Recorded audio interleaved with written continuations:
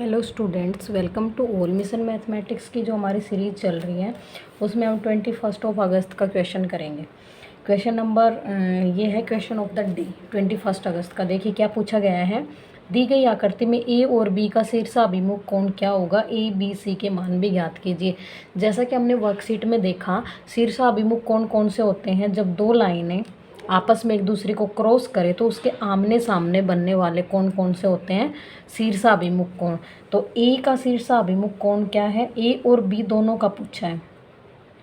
ए = 22 degree शीर्षाभिमुख कोण, और शीर्षाभिमुख कोण क्या होते हैं, आपस में बराबर होते हैं। ठीक है, शीर्षाभिमुख कोण जब दो लाइनें एक दूसरी लाइन को आपस में ऐसे क्रॉस करती हैं और उसके जस्ट अपोजिट आमने सामने बनने वाले एंगल आपस में क्या होते हैं, शीर्षाभिमुख कोण होते हैं। B = C आएगा, ये भी आपस में कौन है, शीर्षाभिमुख कोण। ठीक है, तो हमें ए की वैल्यू तो पता चल गई क्योंकि यहाँ पे 22 दिया हुआ था ए के अपोजिट, तो ए की वैल्यू तो क्या हो गई हमारे पास 22। अब हमें बी और सी साथ में बोला गया है कि ए बी सी के मान भी ज्ञात कीजिए। अब ए का शीर्षाभिमुख तो 22 है और बी का शीर्षाभिमुख सी है। हमारा जो क्वेश्चन का फर्स्ट पार्ट था वो तो कंप्लीट हो गया। इसने बोला था ए और बी का शीर्षाभिमुख कोण क्या होगा, तो ए का 22 हो गया और बी का सी हो गया। एक पार्ट तो हमारा कंप्लीट हो गया। सेकंड इसने पूछा है कि ए बी सी की वैल्यू ज्ञात कीजिए, तो ए की वैल्यू तो हमारे पास आ गई 22 डिग्री। अब सेकंड बी की कैसे निकालेंगे, देखिए सी की, चाहे सी की पहले निकाल लो चाहे बी की, क्योंकि दोनों इक्वल हैं तो एक की वैल्यू आ जाएगी तो दूसरे की ऑटोमेटिक वही वैल्यू रहेगी, सेम वैल्यू है दोनों की।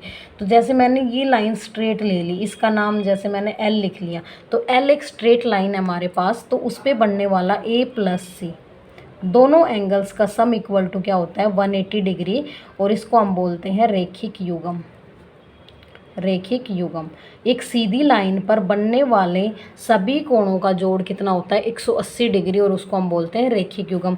तो ये एक स्ट्रेट लाइन एल दिखाई दे रही है आपको, इसके एक साइड ए एंगल बना हुआ है और सी, ए प्लस सी दोनों का जोड़ 180 होगा। तो हमें ए की वैल्यू पता है 22 डिग्री है, प्लस सी तो हम यहाँ से निकाल लेंगे सी की डिग्री।